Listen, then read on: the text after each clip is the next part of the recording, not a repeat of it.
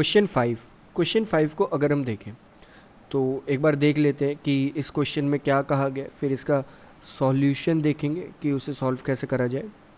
So question की अगर हम लैंग्वेज पढ़ें तो उसमें कहा गया in a class test the sum of Shefali's marks in mathematics and English is 30। ये कहा गया है कि शेफाली एक स्टूडेंट है, उसके मैथ और इंग्लिश के जो मार्क्स हैं उन्हें ऐड कर दें अगर, तो वो 30 के इक्वल आता है। तो हम कह सकते हैं एक तरह से m प्लस ई इक्वल 30।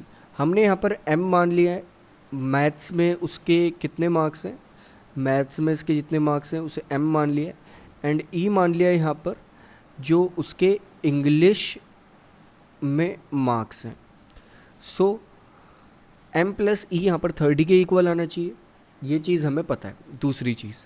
दूसरी चीज़ जो इस क्वेश्चन में ये कहा गया है कि had she got 2 marks more in mathematics, अगर उसके मैथ्स में 2 और मार्क्स आ जाते and 3 marks less in English, और 3 मार्क्स उसके इंग्लिश में कम होते, तो जितने भी मार्क्स होते उन दोनों को अगर हम प्रोडक्ट करते यानी कि मल्टीप्लिकेशन करते, the product of their marks would have been 210। यानी कि जब हम उसके जितने मार्क्स अब आए हैं उसमें से 2 मार्क्स अगर सब्ट्रैक्ट कर दें मैथ्स में, नहीं 2 मार्क्स ऐड कर दें अगर मैथ्स में, तो उसके मार्क्स हो जाएंगे m+2।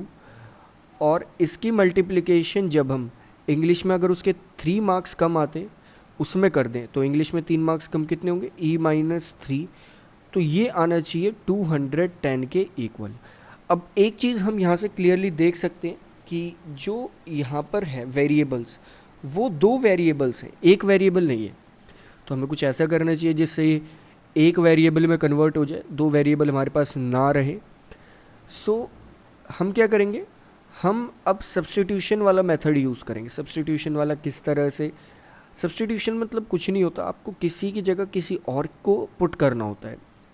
लाइक यहाँ पर अब आपके पास m+e है, तो इससे आप लिख सकते हैं कि आपका जो e है वो इक्वल आ जाएगा 30 माइनस m के, क्योंकि हमने m को राइट साइड शिफ्ट कर दिया, तो ये आ गया 30 माइनस m के इक्वल।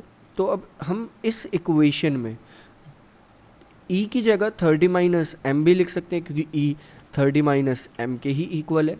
तो ये इक्वेशन जो हमारे पास है वो अब हमारे पास थोड़ी सी चेंज होके हो जाएगी, m+2 multiplied by 30 minus m-3 equal 210।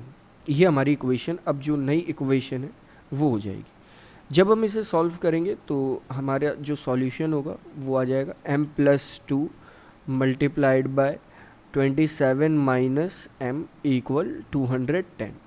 Next हम इसे सॉल्व करेंगे तो आएगा, जब इस इक्वेशन को थोड़ा सा और सॉल्व कर लेंगे तो हमारे पास आ जाएगा नेक्स्ट 27